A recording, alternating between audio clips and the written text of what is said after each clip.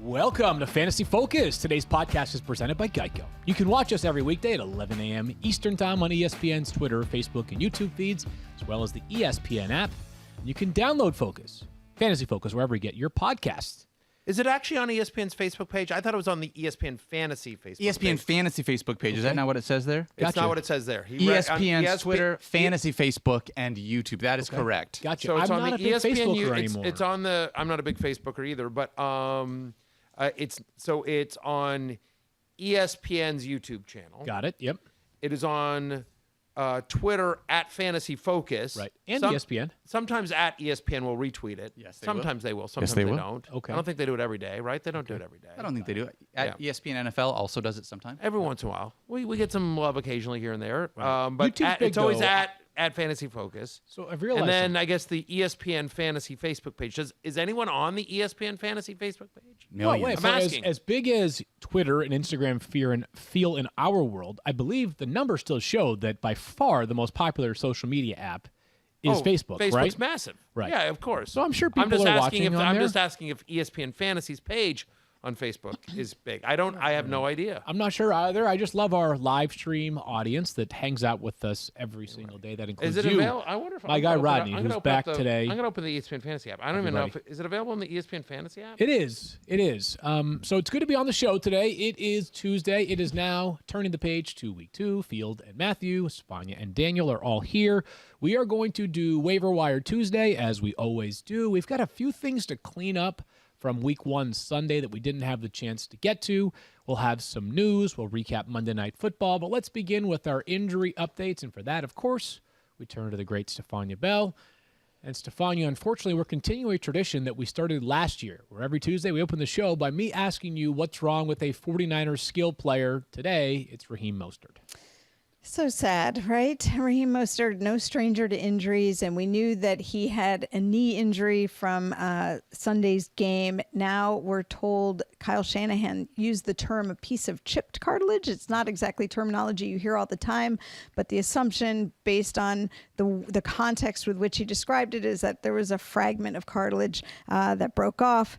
I expect him to undergo a procedure to remove that, and then he is projected out 8 weeks. 8 weeks. And I'm going to save sort of what it means for the 49ers backfield for now because we'll talk about it during waiver wires. But Stephania, on Thursday, the Cowboys played, so we have quite a bit of context for them to work with as it pertains to the Michael Gallup injury. What's the latest on his calf issue? Well, he's being placed on injured reserve. Remember when it happened, we were all talking about an ankle injury. We just said we didn't have any details. They were going to evaluate it further. Now we hear it's a calf injury. This is multiple weeks. 3 to 5 weeks is the early projection. But one thing about calf injuries is guys will be walking around fine. They'll even be jogging fine. Sometimes they're running fine, but then when they try and plant and pivot or really push off, like when a guy has to get off the line, push off that foot, the calf is a lingering problem. So just a heads up that this could be one of those things that takes a little longer than the early projection. Matthew, I don't think there is a third wide receiver in Dallas that carries value. I just think that what happened on Thursday night when CeeDee Lamb and Amari Cooper had 15 or more targets could happen again in any of the next 3 to 5 weeks until Michael Gallup is back. I would agree with that, although I do think Cedric Wilson is worth keeping an eye on. He's not somebody I'm picking up, but he's just a name that should be on your radar. I thought he flashed, on Thursday night a little bit, and my expectation is he would be the next man up, and that passing attack is so potent that I think if there's a handful of offenses in the NFL that can support 3 fantasy-relevant pass catchers, and I think Dallas is one of them. So just worth to see, does the tight end emerge? Does Cedric Wilson emerge? But I agree, knowing you're picking up this week. Yeah, I think CeeDee Lamb and Amari Cooper might be inside my top 10 wide receivers every week until Michael Gallup returns. Stephania, going back down to Washington, we got a little bit more clarity on what happened to Ryan Fitzpatrick. What can you tell us? So Ryan Fitzpatrick suffered a hip subluxation. I think we may have mentioned this yesterday, but it's basically when the bones move out of their normal relationship in terms of the position within the joint, but it doesn't completely dislocate. Still, this can be very traumatic to the joint itself. Yesterday, Adam Schefter updated the timeline for Washington that they expect Ryan Fitzpatrick out 6 to 8 weeks. He was being seen by specialists. This is an injury where you have to be super careful about protecting that hip joint early. Often you're on crutches for multiple weeks because the danger if you progress the loading too soon is that you can have permanent damage to the hip. So this is not a small injury. And I would say that even though the timeline says 6 to 8 weeks, I'd be concerned that it could be even longer. Yeah, I'm with you on that, Stephania, especially at his age, too. Not that a hip is ever easy to deal with, but Fitzy obviously up there in age. By the way, the Washington football team has made clear they're not going to add another quarterback from the outside. I'm thinking, of course, of Cam Newton, who many have tried to draw a line to because of his connection to Ron Rivera and Scott Turner from their time together in Carolina. Matthew, yesterday we said, like, this maybe depresses the value a little bit of Terry McLaurin and Logan Thomas. But I'll say this. I'm not sure it totally does. And here's the reason why. Fitz obviously was fun. We were excited about him. Taylor Heineke did not play a lot last year. But when he did look good. And Logan Thomas and Terry McLaurin have thrived in the past in spite of their quarterback play, not because of it. So I'm devastated for Ryan Fitzpatrick. But I think the value of the top pass catchers there doesn't change too much for me. I totally agree. I kind of like Taylor Heineke, right? I mean, so we'll see how he does on a short week against a division rival, but I like Taylor Heineke, and I agree with you, by the way. They're not going to add Cam Newton. They like Heineke. They like Kyle Allen, who's been in the system for a number of years as well, who's now the backup to Heineke. But to your point, Logan Thomas was top 5 fantasy tight end last year. Terry McLaurin, a top 20 fantasy wide receiver last year with Dwayne Haskins, now a backup in the NFL. Kyle Allen, now a third stringer in the NFL. Alex Smith, now our colleague here at ESPN. Sure. I mean, like, so inconsistent quarterback play last year. McLaurin got unlucky with the touchdowns, only scored 4. So my expectation is this is a better offense this year. Again, I kind of like Heineke. Fantasy value-wise, I don't know that he's on the top of my list of pickups. I think there are other guys out there that I like more, the, Kirk Cousins, Sam Darnolds of the world. But although Darnold doesn't have a great matchup this week. However, I agree. I'm not downgrading Gibson, Thomas, McLaurin, any of the guys you were going to be starting on a normal basis from Washington. We talked. Although yesterday. I will say, obviously, it's a tough matchup given the corners. I think Logan Thomas and Antonio Gibson have big games Thursday night. McLaurin is basically, he's matchup proof, but I would lower expectations for him on Thursday night against Bradbury and Adoree Jackson than I would in normal matchups. Right, and I think the inference from us is both that, like, until Ryan Fitzpatrick returns, which we hope it is at some point this season, we're not totally down on the guys who we invest in draft capital in. Stephania, yes. We talked yesterday about Jerry Judy, who at first it looked really bad in that ankle injury suffered against the Giants. What's the latest on his timeline? So his timeline has been presented as 4 to 6 weeks to return from a high ankle sprain. And it tells us a couple things. We had already heard there was no fracture, but essentially that was confirmed. It also suggests that there was not significant damage to the medial side of his ankle. I had mentioned yesterday that that's what happened with Michael Thomas, and it ended up being a problem all season long that ultimately requires surgery. If you think back to Christian McCaffrey last year, when he had that high ankle sprain, it was about 6 weeks before he made a return. It was just that in that game, which he looked really good in, by the way, in that first game back, he suffered another injury to his shoulder that ended up costing him the rest of the season. So I think if you keep in mind that 4 to 6 weeks is a reasonable estimate for a moderate high ankle sprain, give or take, depending on the player. But I wouldn't be surprised if it's the long end of that either. He looked great. My thought here is, Matthew, is for what it means for your roster is, like, I hope if you have an IR spot available, it now belongs to Jerry Judy. He's too good to drop. I agree. 4 to 6 weeks is better than what it maybe looked like when it first took place on the field. Although I'll say I'm nervous, and here's the reason why. I have a little bit of scar tissue, and I don't mean that literally. I mean from what happened last year with Michael Thomas, right? Sure. So I'm hopeful that 4 to 6 weeks is the timeline at which Jerry Judy is back on the field, but it might take me a week or two to gain my confidence back in starting him right away. Especially because we don't know exactly what this offense looks like. Look, Teddy Bridgewater looks solid. Well, yeah. look solid, got him the ball. Denver wins, which is good. They're 1-0. But, in Stephania saying, like, maybe on the tail end of that, so maybe that's 6 to 7 weeks, right? So now you're in week 8, and if they're 3-5, like, do they take? I'm saying, right? Like, totally. Are they cautious with a player that's such a big part of their future? Makes me nervous. And again, when you think about Jerry Judy, what's in his skill set? Among them is unbelievable route running. A lot harder to run. Yeah, totally. Right? I mean, so like Michael Thomas. Exactly. This is a guy who needs to be able to, basically pivot on a dime. And so I'm no Stephania Bell, but it just, I would say it is a concerning injury for a player. It's a concerning injury, period, but especially for a player with Jerry Judy's skill set. I wouldn't necessarily use Michael Thomas as my comparison, because if they're really projecting 4 to 6 weeks, remember Michael Thomas was pushing to come back within 2 weeks, and we never really knew the detail of it. And then it turned out this injury was so massive. They're projecting that if there was definitively medial side of the ankle damage, I don't think we'd get this timeline. I would look at McCaffrey as a reasonable comparison, although to your point, McCaffrey took longer than we thought. No, it was 6 weeks though. And that fits with the time frame we're talking about. Just to be clear, I wasn't trying to say that the injury I have no idea what the injury is. You know what it is. I don't. I'm just saying the situation, right, where a wide receiver who's a proficient route runner has a bum ankle, and even when he returns, I'm not certain he's going to be able to be his normal self. That was what I was getting at with the comparison. Correct. But totally fair to note, like, medically speaking, whatever Matthew and I say, that's like a ninth language. Whatever Stephania says is medically accurate. I'm just trying. And by the way, the reason I want to make the point, though, Field, is because you're absolutely right.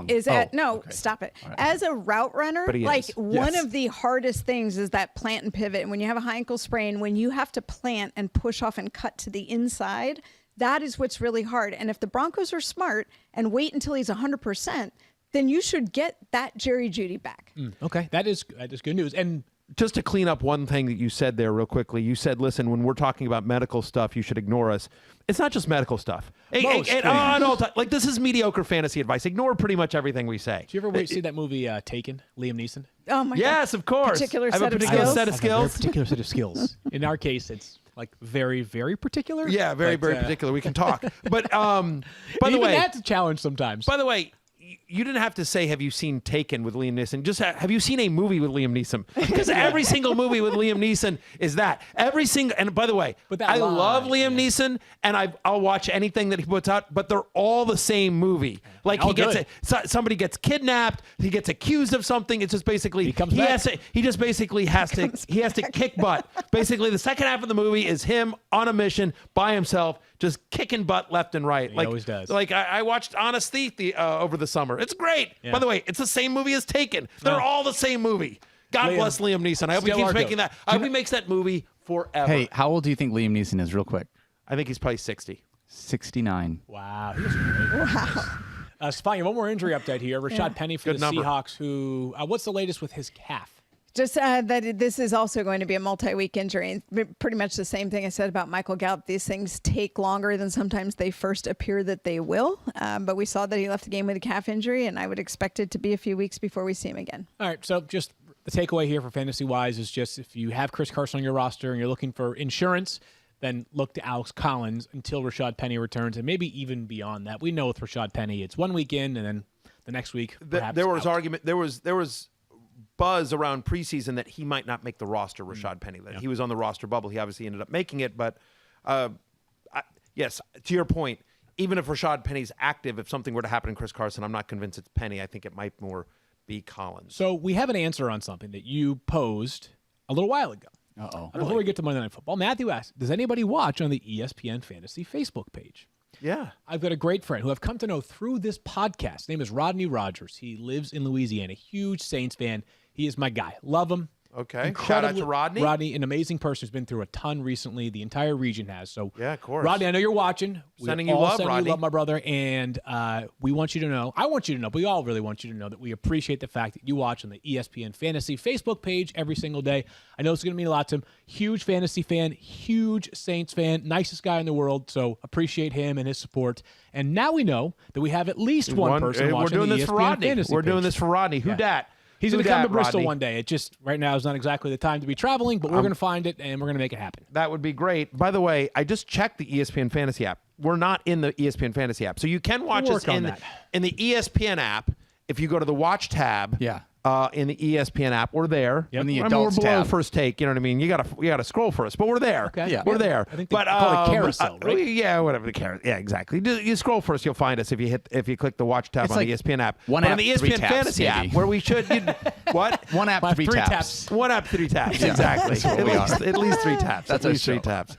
But like, minus. one app, no taps for the ESPN fantasy app. Like, I don't know why we can't get into the fantasy app. We'll get like, there. it's We'll get story there. of my life. You know Fantasy who show's can not get on the into the app. fantasy app is Lamar Jackson, Field Monday Yates. Night Football. Let's get to it. The Raiders win an incredible game. What a way to start Man. Monday Night Oh, my Football. gosh. So fun. That was dramatic. That was Bananas. Bananas. That was the range of emotions. And I watched the majority of the second half and overtime on ESPN2 with the Peyton and Eli feed. Very good. Which was fantastic. Fantastic, yeah. But I mean, what was great was Peyton's reaction to some of the plays, like because they're watching it live, and like at the end where he throws the pick, where they get the offside. He's going to lose his mind. I mean, like, right? They get down to the one, and then they can't get in, and then and then Willie Snead basically it goes through Willie Snead's hands, and they intercept it, and I mean, like, yeah. You know, the best line of the night was at the point where Eli's like, Peyton was like, tackle him, talking about Lamar Jackson. Eli's like, why don't you try and tackle him? Like, nobody can tackle him. That's the point. That's the point. It was a fun broadcast. good. If you did not get a chance to see it, definitely check it out next week. next week. There's a lot of clips floating around Yeah, on social it was media fun. as well. You can check it out. It's not for I thought everyone they to were, give it a week. Try it. Listen, We have two great broadcasts. listen. I joke about being a company man. Yep. I am not. Listen. But real talk though, I am not a fan of every single thing this company does. But that last night was amazing. It was very good. It was Agreed. really, really good. Like that's legit. And Like I they joke about being a mentioned company man, but fantasy legit. football a lot. They did for talk that about it. broadcast, Peyton so- talked about how he had. My favorite was he talked about the fact that he has Lamar Jackson and Justin Tucker on his fantasy team. When Russell Wilson's there, it's like, Russell, sorry I didn't draft you.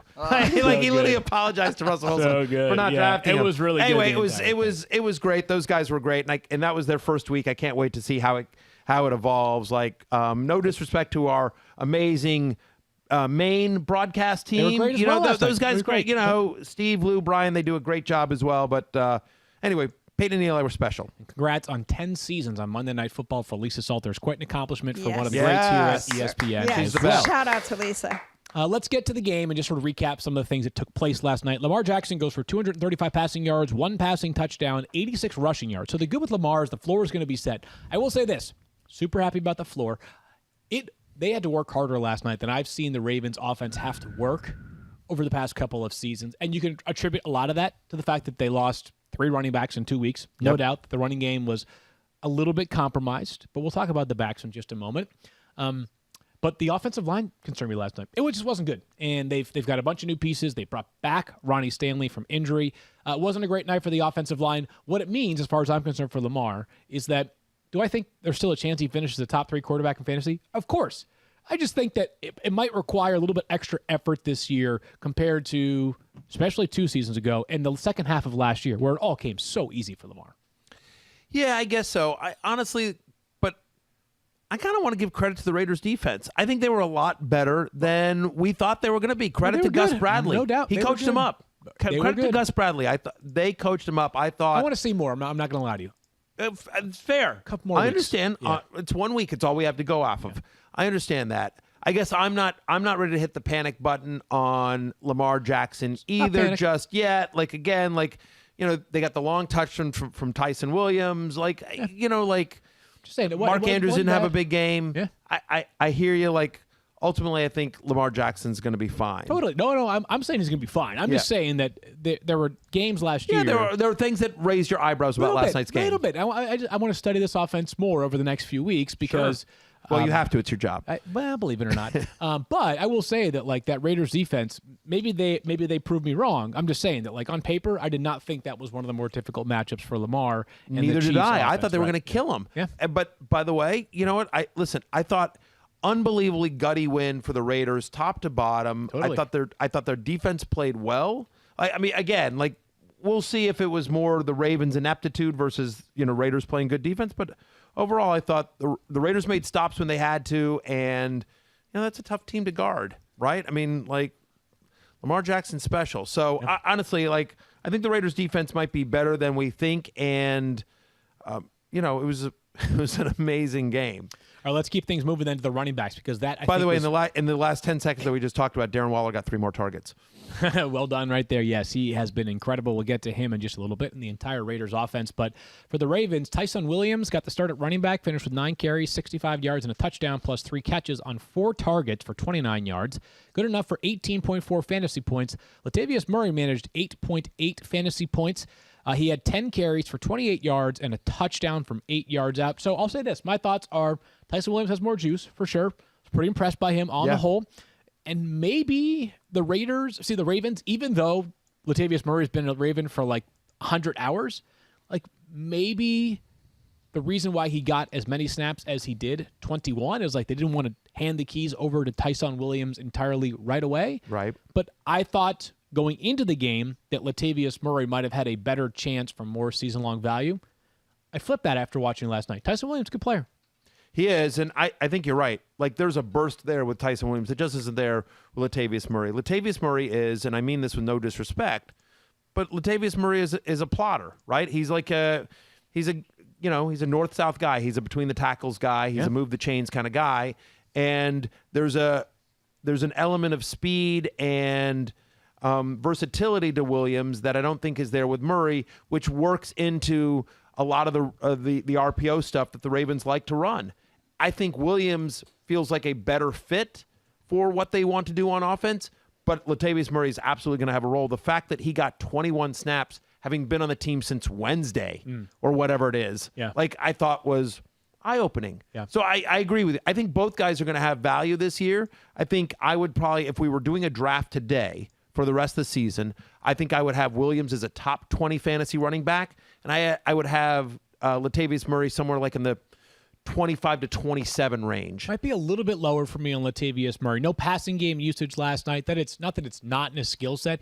But he's a chance to score a touchdown every single week. Yep, that part is even, for sure. Again, he's been there 3 days. He scored a touchdown last night. No doubt about that. But in a game in which Tyson Williams were running well. Impressive showing from Tyson Williams. I just want to say, like, I'm impressed. As I said last week, like anybody who says they've studied Tyson Williams is either lying or a Ravens beat reporter / BYU fan. He looked good last night. So, and it sounds like it. So for everyone out there, and this includes me, so it's not Tyson, it is Tyson. Tyson Williams. I mean, I don't know. I genuinely don't know. I'm Tyson asking. Williams. Like I'm trying to learn. Like one of those where, I may say Tyson versus Tyson. It may change 15 times. In the, like Alvin Tyson. Kamara. Alvin Kamara. Yes. Mr. Williams. My apologies. I'm going to call Mr. Williams. Just out of be respect. safe. Yeah. There you go. Tyson Williams. So let's move forward to the pass catchers quickly, Matthew. You mentioned Yes, Mark Mr. Andrews. Yates. I'm not concerned about him. 3 catches, 20 yards, 5 targets. He's a very, very, very good player. The only tight end who has a role there right now in Baltimore. Sammy Watkins does what he always does. Week one, he plays well. 4 catches, 96 yards. Good. I'll believe it when I see it, Matthew. I want a much larger sample size. But did Hollywood Brown impress you enough last night that maybe you wish you had been more? Kind of a post-type sleeper. I feel a little bit like by hook or by crook. Like, I mean, and again, it was a weird year for the Ravens last year, but this is a guy who now has 7 touchdowns in his last 7 regular season games. That part actually concerns me, though. That's hard to replicate.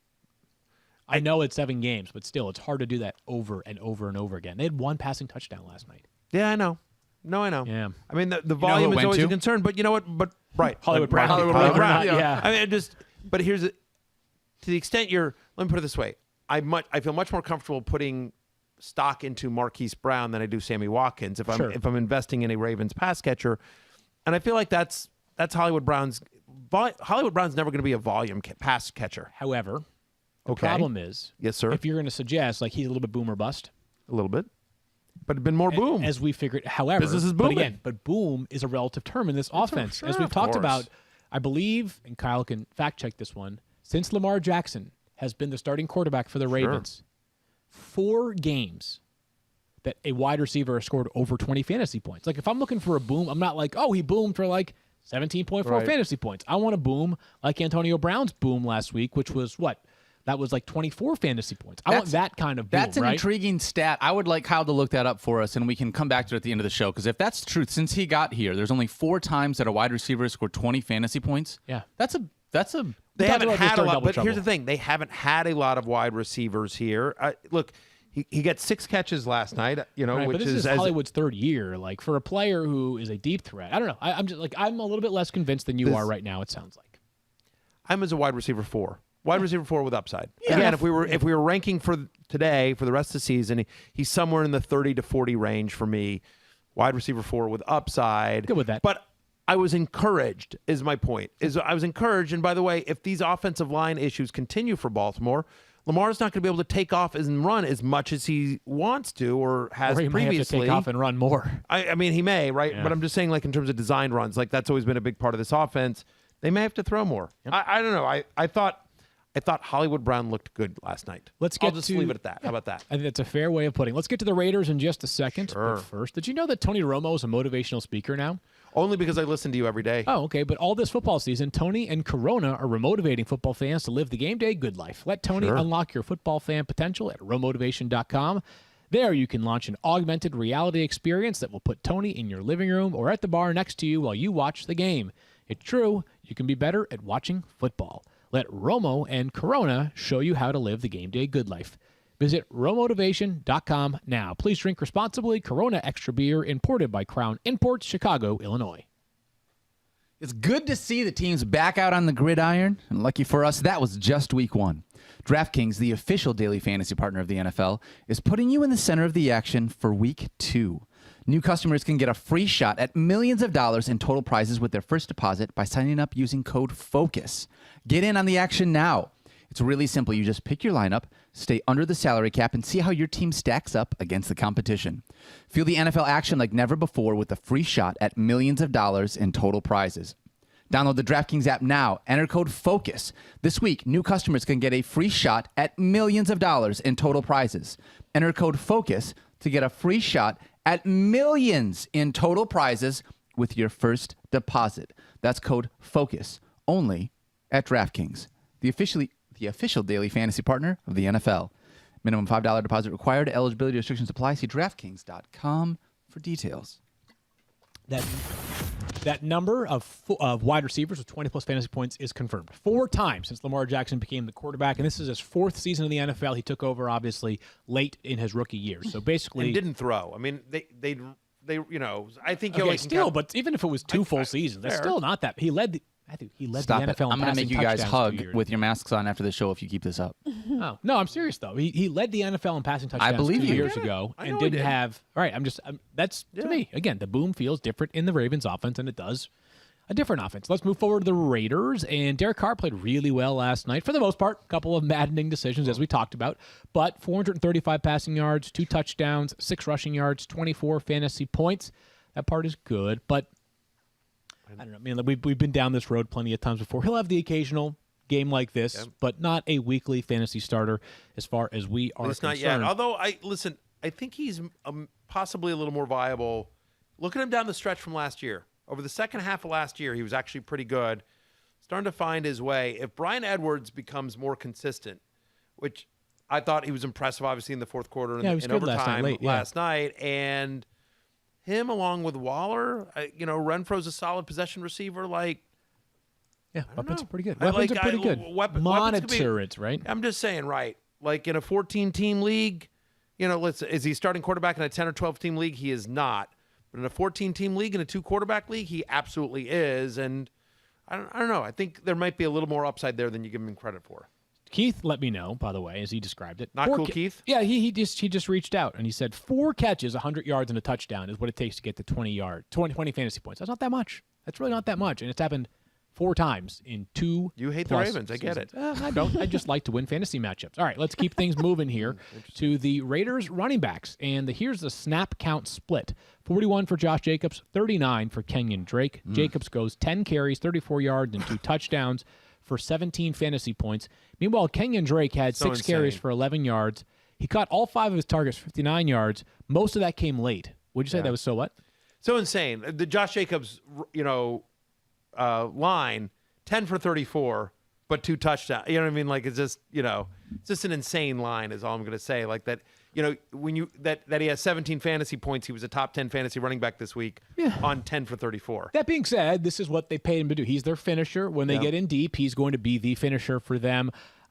I'll just say this, though, is that, like, I thought there was a chance that Kenyon Drake might have a more involved role. Yeah, especially given, he was a little questionable coming into the game. Meaning Josh Jacobs was. They activated a running back off the practice squad. They actually dressed 5 running backs last night. Yeah, it was interesting. But I don't know. I don't know that I have a great grasp on this Raiders backfield last night. I think a lot of things went right for this backfield to get where they ended up at. And that's 17 fantasy points for Jacobs and just 12 for Kenyon Drake. So more to see there in future weeks from that Raiders backfield. Pretty good game script, though, I thought. The game was tight throughout most of it. Pretty good game script for Josh Jacobs. I know they came back from 14 points down, but just 17 fantasy points. Josh Jacobs is sell high. Here's what I'm asking. Interesting thought. Here's what I'm asking. 10 for 34. Okay. Right? Yep. Touchdowns are fluky. I get it. He's their finisher. He's supposed to be. But, the second touchdown came on a pass interference that came very close. And the first one that easily could have, I think they missed a touchdown the play before. So there was a chance, obviously, that he doesn't score last night. Yep. And in games in which he doesn't score, we talked about this in the preseason. 10.2 fantasy points. Yeah, I mean, it's just he hasn't been great in his career. I think he caught one pass. Yeah. Which was like a dump off where he's, Yep. I mean, they did line him up wide a couple of times. Like he was actually, he was running routes. Yep. He had 1 catch on 2 targets. Kenyon Drake had 5 catches on 5 targets. Yep. Right. So we Most don't of that expect came late for Kenyon. Yes, right, it did. but we don't but they were in catch up mode. They were in they were in no huddle. And so do we think that I'm just saying Josh Jacobs, if he's not going to be involved in the passing game, and the touchdowns are going to be inconsistent as they are with almost any running back. Mm-hmm.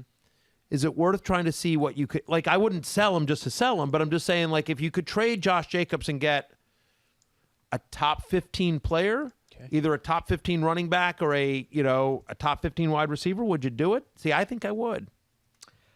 If I get a top 15 running back or wide receiver, I would. I was just trying to think of a name, of an example of somebody.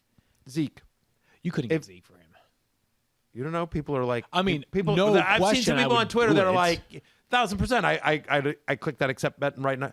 People are panicking about Ezekiel Elliott and Tony Pollard. And all right, let's go even lower. I think is more realistic. I'm sorry? Here's one that I think is more realistic. Okay. Because I really believe there's been so much rhetoric about how Zeke had worst case scenario matchup. Hold. There's been enough fantasy guidance. Would you trade if you had Josh Jacobs and you were offered Saquon Barkley? Would you do it? Yes.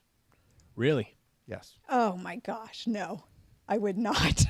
Wow. Okay. Wow. Yeah. So this is a good conversation here. Yeah, I think Josh Jacobs, look, that's tough defense in Baltimore. He had 4th most yards after contact of anybody in week 1. He ran well. I think you're taking one game and it's a overreaction theater. It's not, but I'm not overreacting. I do. Look, I think you are in this, for Saquon, really, with Saquon. Yes. Okay. I'm going to tell you why. All right, And I've been anti-Saquon this year. But I'm going to tell you why, Stephania Bell. I'm going to tell you and all of America, especially those watching on ESPN Fantasy's Facebook page. And that is this. That Saquon Barkley is going to have passing game usage. Both teams have offensive line concerns. Look, all jokes aside, Josh Jacobs is a good runner. He's a good NFL runner. Hey, I'm not anti-Josh Jacobs, the NFL player. I'm not. Legitimately not. He's legitimately a talented NFL running back. But that offensive line, he's not going to be involved in the passing game, and that offensive line has some questions. And, it's an impressive victory, but, he bailed you out with the touchdowns. If he didn't get the touchdowns and you're sitting here with, 3.4 fantasy points or 4.4 fantasy points, you're like, what just happened? Right? In a game they won, in a game in which they put up 33 points. I get it, but he did get the touchdowns. I know, but, those are hard to count on.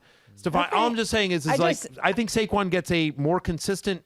They both have offensive line issues. I think Saquon has more passing game involvement.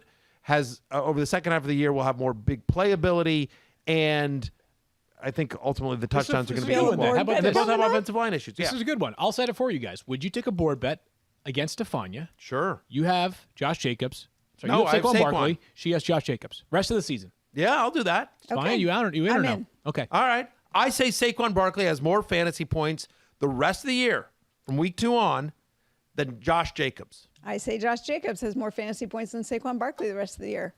Put it on the board. Put it on the board. There you go. I'll be honest with you. Like I'm having a hard time. So we just made the bet, but I know.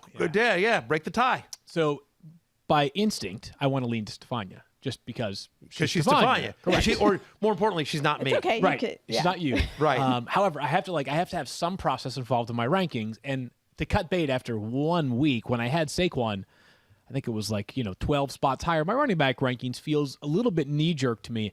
I went no Saquon this year. I have 0 shares of Saquon Barkley in any league that I play in, and I'm comfortable with that. And he is outside my top 30 for Week 2 running back rankings against the Washington football team on Thursday night. I would not be starting Saquon Barkley this week. That being said, the narrative was the same all offseason, right? If he gets right, Saquon Barkley can be the fantasy difference maker. Here's one I think you could possibly maybe get. Last one here, and then what do you got? Maybe get Josh Jacobs for Najee Harris, who had a bad game. Yeah, that's a good one. And also has a bad offensive line. Yeah, that's a good one. I would do that in a New York second. I think Najee Harris played every offensive snap. Right, no, I would keep Najee myself. I think it's a New York minute. Yeah, What do but you say? I would take Najee. It's a New York minute for the No, record. but I'm saying in a New York second. I'm 60 times faster than those What? people in New York. That's weird. Wow. Definitely not true. Let's move things forward because we got to keep it rolling here. Don't ask Beth. Just quickly on the Raiders pass catchers, you mentioned Bryan Edwards, 4 catches on 5 targets for 81 yards. He's a monitor for me, right? Not ready to invest in Bryan Edwards. A lot of it came late, and really the entire Raiders passing game is about one man. It's Darren Waller, who had 19 targets last night. Over his past 6 games, I looked this up this morning, and I tweeted it, and it's just remarkable to see. Over his past 6 games, obviously this dates back to last season. Ding. I try not to do too many streaks that go back to previous years, but in this case, I did think it was pertinent.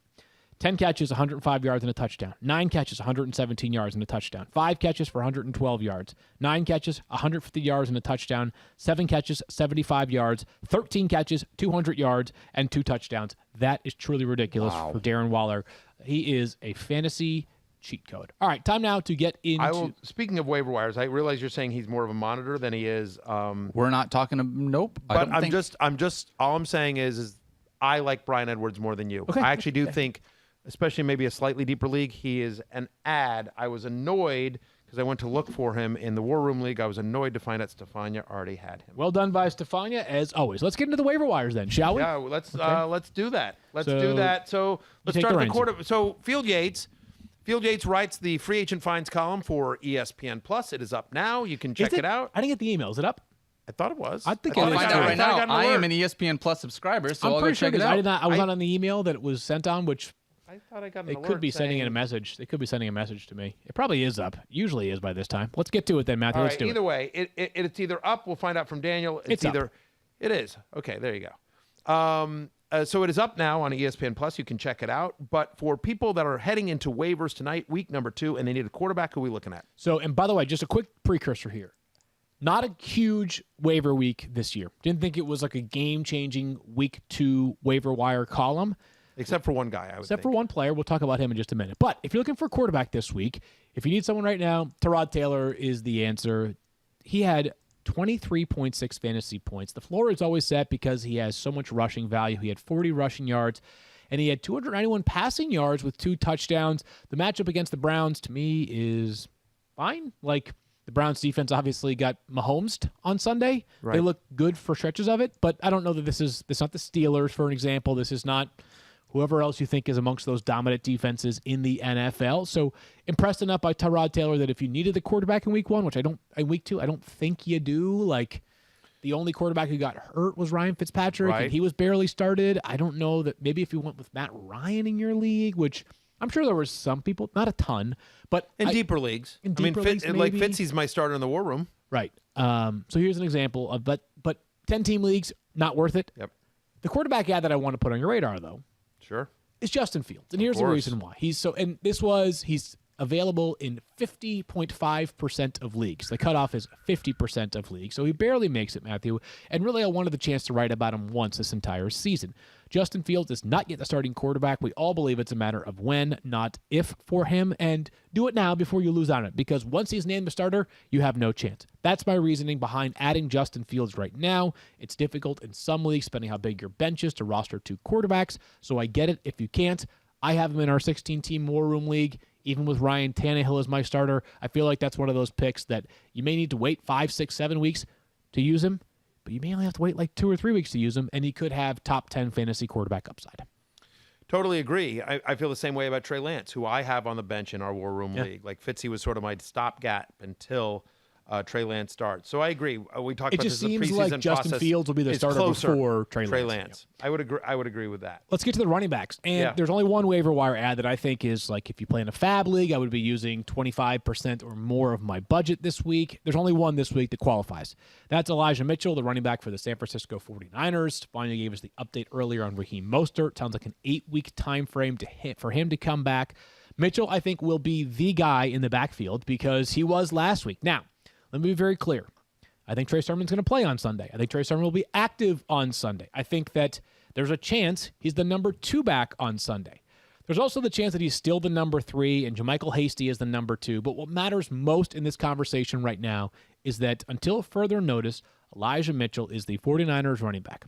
And part of this is about philosophy because there are times where people say like, as I saw Matthew, I think people took you to task on Twitter about this, and I thought somewhat unfairly so. I believe you basically said, hey. That's super weird. Usually people are very reasoned and fair with me on Twitter. But right. In this one particular instance, they seem to take stuff that I took out of context and, went above and beyond on it with me. Go ahead. So there are 2 different types of waiver claims in fantasy. Sure. There are waiver claims that work for the entire year, like James Robinson last year. There are also waiver claims that might tide you over for like 3 to 4 weeks. Sure. And that's just fine because you know what's going to happen in 2 or 3 weeks from right now? Other running backs are going to emerge or other players in your league are going to lose starting running backs on their roster. Like trades that you could make with other managers. You can make for the totally. So while I am not guaranteeing Elijah Mitchell is the guy until Raheem Mostert returns, right now he's got the best chance amongst any 49ers running back. And oh, by the way, in his first ever NFL game, he ran for 104 yards. Yeah, I mean, I basically said I would be as aggressive as I could be in order to get Elijah Mitchell. And if that requires you to spend all your fab, if that requires using the number 1 waiver pick, I'm okay with it because there's a chance. Listen, it's the 49ers. Could Trey Sermon lead this backfield in touches next week? Of course, it's always possible. In 2 weeks, could Jeff Wilson all of a sudden? Like, who knows, right? Technically, but right, you know what I mean. Like, just you never know with the 49ers and Kyle Shanahan. All that said, man, like, it wasn't something that just happened in the game. Like, we heard from Adam Schefter on Fantasy Football Now how much the 49ers liked Elijah Mitchell and that he had passed Trey Sermon and JaMychal Hasty on the depth chart, the 6th round rookie. And then as soon as Raheem Mostert got hurt, Elijah Mitchell comes in, and yes, it was a great matchup. The Lions are not good defensively, but Elijah Mitchell did everything you hoped he would do and so much more. That is one of the best offensive lines in football. It is one of the best running offenses in football. It is a great scheme fit, right? And so Mitchell, who they seem to like quite a bit, like if you're telling me, hey, if you go back in time and I said, hey, you had a chance to get James Robinson, people like, undrafted rookie on Jacksonville. Am I really going to blow all my fab on James Robinson in week 2 last year? You should have. Worked out. It worked out. I'm just like it very possibly could not. It's fantasy football. Like anything can happen. There's risk involved with every single move. But it's rare that a guy comes into the league that could potentially be a top 10 fantasy running back. And oh, by the way, more importantly, Field, he's coming in week 2. To me, I put more value on the fact that there's a chance you could use him all season long versus somebody that I'm going to save all my fab for like week 13. Right. Well, I always say that the fab price goes down basically like it's like the minute the car goes off the lot, right? Sure. It loses value. Like by week 7, having $100 is great. It also means that your roster probably didn't need much along the way, or you've just been avoiding it, right? So the price is going to be much lower on average for a top waiver find in week 7 than it is in week 2. Well, we're going to finish up with waivers in just a second, but do you own or rent your home? Sure you do, and I bet it can be hard work, but you know what's easy? No idea. I do. Bundling policies with Geico. Geico makes it easy to bundle your homeowners or renters insurance along with your auto policy. It's a good thing, too, because you already have so much to do around your home. Go to geico.com, get a quote, and see how much you could save. It's Geico easy. Visit geico.com today. That's geico.com. Fantasy Focus is brought to you by Gum Out. To get peak performance, a lot of people try the latest techniques, technology, and even ingredients. When it comes to performance enhancement for your car, the most exciting development is Gum Out with Carbon Clear. Carbon Clear is potent. It's the most advanced fuel additive on the market. It's also their newest technology. Think of it like this. You've evolved your stat tracking, right? It's not just catches, yards, and touchdowns anymore. You're tracking targets, yards after the catch, even DVOA now. So why not evolve your car's performance too? In fact, cars on Gum Out get better engine performance, increased fuel efficiency, and lower emissions. It only takes 2 minutes to pour Gum Out into a gas tank, so it's quick and easy to use. You know what? It's not hard to find. You can get it at a mass retailer or at your local auto parts store. So what are you waiting for? Get your car running right with Gum Out. Now with Carbon Clear, performance enhancement for your car. Field, I want to ask you about performance enhancement for Mark Ingram. Just really quickly on that, Texans backfield, he had so many carries. Do you think that he's a waiver wire ad this week, understanding that that offense isn't super explosive, but man. Barely. So here's what I would say. Is he makes the waiver wire column? I think if you a deep league for sure. I would not use a significant amount of my fab budget. If I get him in my waiver wire, if I land Mark Ingram off the waiver wire, my strategy might be this. If he has one more great week, try to trade him right away. Because as nice as the final fantasy output looks, I believe it was 14.4 fantasy points in week 1, 14.5. He had one target. He had 26 carries for 85 yards. Matthew. Inefficient. Very inefficient. So I would grab him if need be. If he has another good week, I would be looking to trade him, but I am not super jazzed about the long-term prospects for Mark Ingram. Let's get to wide receivers because there are a couple of names that I think are interesting, and I think one of the players who just somehow was underappreciated this preseason is Sterling Shepard. And maybe it's because we've been down this road before, Matthew, and it's like the upside of his is not nearly the same as like some of the players inside the top 20 or 25 of wide receivers. And I can buy that argument. That being said, the fact that Sterling Shepard's available in 75% of leagues means the hate's gone too far. Like, I'm not saying he's top 25 wide receiver, but he's like a top 35-ish wide receiver, and every top 35-ish wide receiver should be rostered in all size leagues. I think that's fair. He's a good player. Yeah. He's a good player, and look, I think the Giants confused us, though.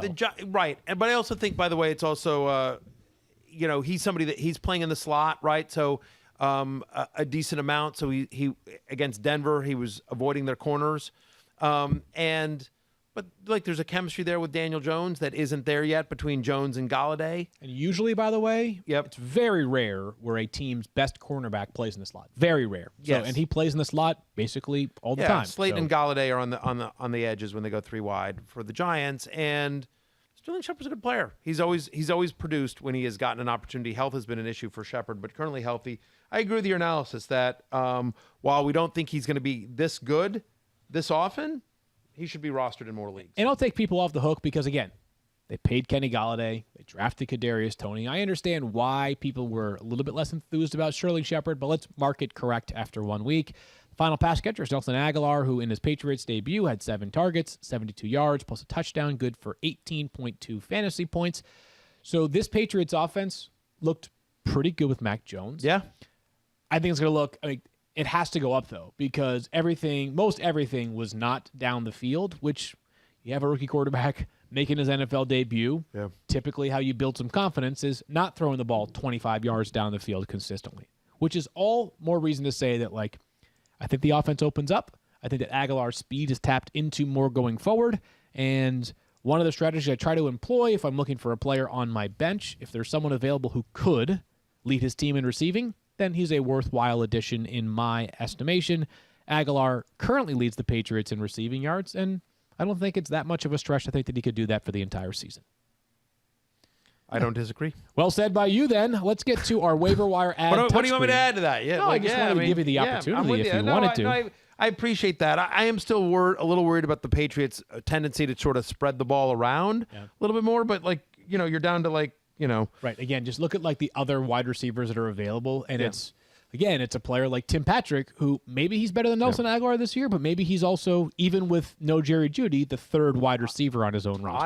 I am intrigued by Brian Edwards. Okay. That would be the one guy that I would mention there, but we talked about him Yep. already. Do you want to go to No, it's time for us to do our waiver wire touchscreen, Matthew, which I will look at you. You've manipulate got the from touch right screen. here. You're going to Got manipulate this. it from there. Fantastic. Let's go to 1 to 5 this week. And Yeah. sometimes it's easier to just know exactly who you want to target. Elijah Mitchell, who we discussed, priority waiver wire ad. Matthew said close to 100% of his fab budget up for grabs if you put a bid in on him.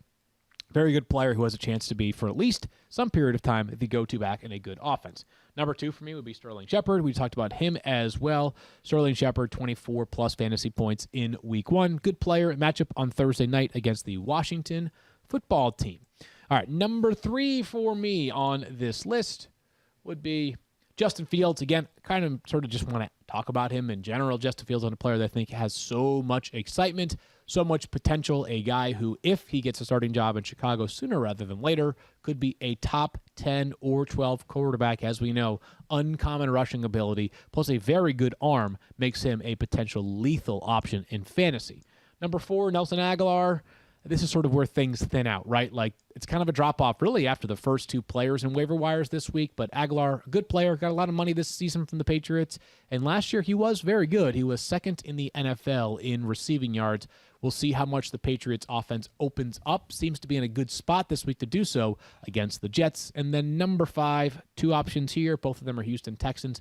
Tyrod Taylor, that if for some reason you have a quarterback soft spot right now, whether it was you waited and you drafted a Matt Ryan, you had Ryan Fitzpatrick. Some people, I know this sounds crazy, people even had players like Carson Wentz. There was some Kirk Cousins. And Cousins was fine fantasy. Big Ben. If you were really patient on quarterback, which, again, we sort of felt like there was better value in that mid-tier of quarterbacks than there was by waiting and waiting and waiting, then Tyrod Taylor would be a name to consider. Daniel, what do you got? So, Field, this is what I want to know. We talked about a lot of the guys you like off the waiver wire. You went through, you ranked them 1 through 5 for us to let you know what you like from that perspective. But now, in order to make room on your bench for these guys, I want you to go through and give me a couple of names from Welcome to Dumpsville, if you don't mind. Just because if you're picking up Elijah Mitchell, you've got to find someone on your bench that you can let go. Move that spot. Yeah, I mean, in most cases, the IR spot will help, right? Like, Raheem Mostert certainly is an easy way to create a roster spot. If you don't have an IR spot, are you dropping Raheem Mostert? Probably, yeah. 8 weeks is a long time to wait for a guy that's going to come back, running back with a knee injury, in a crowded backfield. Matthew, I think he's droppable. And you're adding another running back, don't forget, because Jeff Wilson, who is been out with a meniscus, is probably going to come back. Good to know. Matthew, you feel any objection to dropping Raheem Mostert? No, if you don't have an IR spot in a 10-team league, I don't. I'll tell you some names. Le'Veon Bell's that in a bunch of leagues. Go ahead and drop him, right? I mean, I know that's kind of obvious after he wasn't even active last night, but Le'Veon Bell would be an example of somebody that can be dropped. I don't know that, I see some tight ends listed here. The problem is if you are dropping someone like Mike Gesicki, who had a bagel in Week 1, the problem is that you're probably dropping him to add a different tight end, right? So that would be an example of somebody. I think I'd rather either the New Orleans tight ends. Juwan Johnson caught 2 touchdowns. Adam Trautman, I think, got 6 targets. It's interesting. I think that's going to be a better offense. Especially with Will Fuller coming back to that offense this week, there's going to be less targets to go around for Mike Gesicki, knowing that Will Fuller's not suspended anymore. Didn't even look at him. They're like, Tua didn't even look at him, really. And so I think those guys are interesting. Gerald Everett's, I think, out there in a decent amount of leagues. Like, I really like Gerald Everett. Sure, he's going to be a thing this year. Right. I was thinking more just like who is available to drop right now. Who's on a roster in enough places that you could drop right away? Is there anybody else that comes to mind for you that's sort of an obvious that you could drop? Right, Daniel was asking us if we have to drop people. Who are some of the names? Like, would you drop Marquez Callaway after a quiet Week 1? My answer would be no. Probably not. Tyrell Williams. So I was going to say, Tyrell Williams.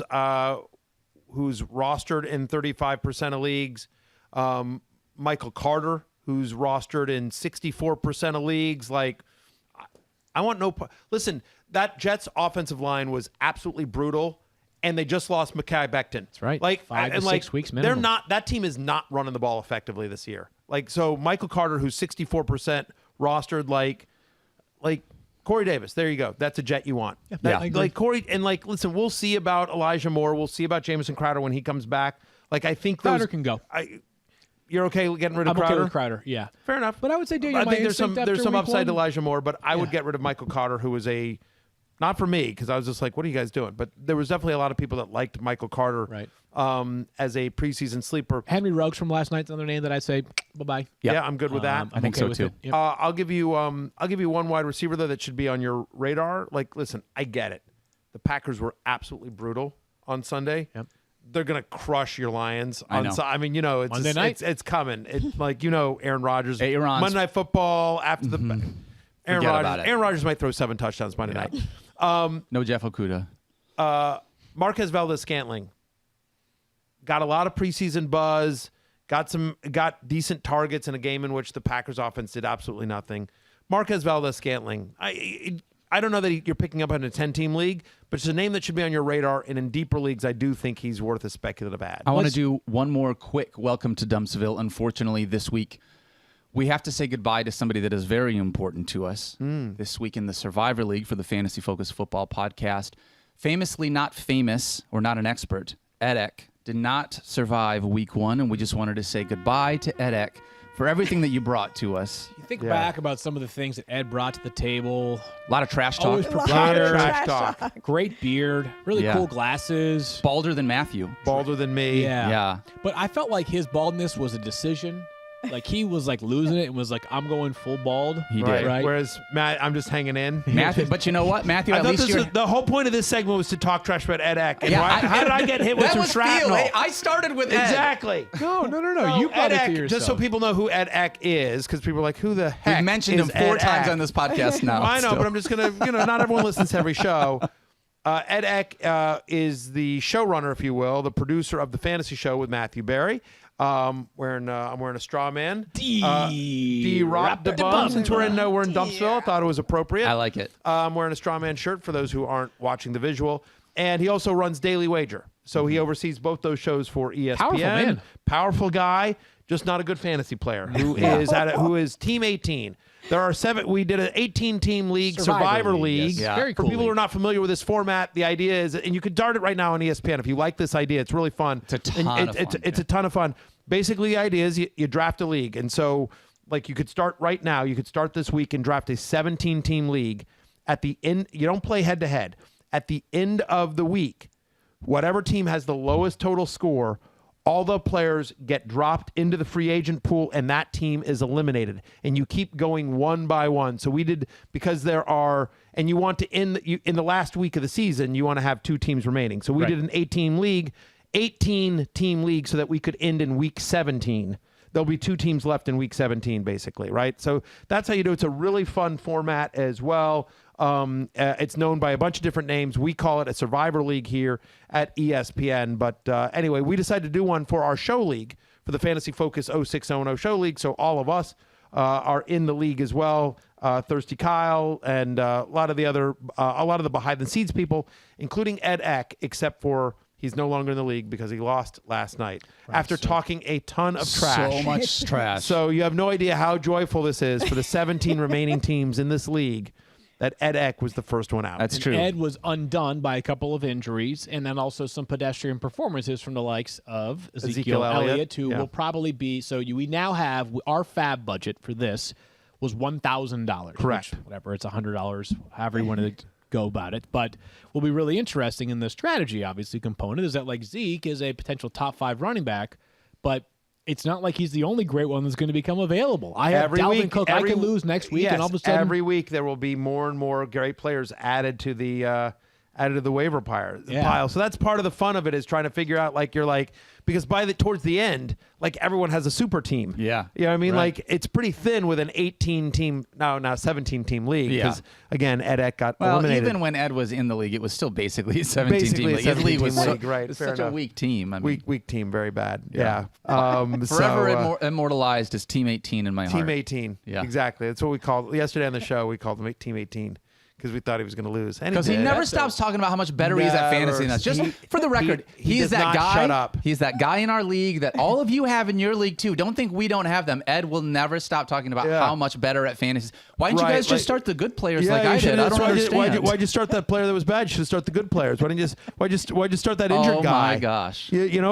So fantasy's easy. Just pick the good players. He's that guy. Yeah. He's literally that guy in our league. So We you have guys them don't too. know him. You guys don't know him, but we are thrilled. Strong showing Thrilled. for the show here, by the way. I happen to see, it looks like after the first week, and again, it doesn't matter what your It doesn't score was matter. in week You one. That just being have to be said, 17 or higher. You and I and Daniel were all comfortably, we were in the top 4 of scoring. Correct. Along with the wow. Statipiller, Damian Dabrowski. Stephania, Yes. obviously, it's advanced as well, but her team is building momentum towards a better week 2 That's right. after week 1. Building You know what? momentum. I played No, you had Daniel plenty of because room. even though we only had to survive the Right. league, right? We still get matchups. So I was matched up against Daniel, and I let him win this week because I knew Right, it's in a real confidence life thing. the To be fair, 49ers were going to destroy the I Lions. gave her 8 points so for I the allowed fantasy it. matchup. Wow. All right, so that's going to do it for today. On Wednesdays, what we do is we talk about the latest news. We also have rankings conversation. We set the scene for week 2 of the fantasy football season. For Stephania and Daniel and Matthew, I am Field, and that is going to do it for today. Yeah, that's We're talking it. rankings tomorrow and so much more. We'll talk to you guys on Wednesday. Peace out. I got interrupted by a graphic.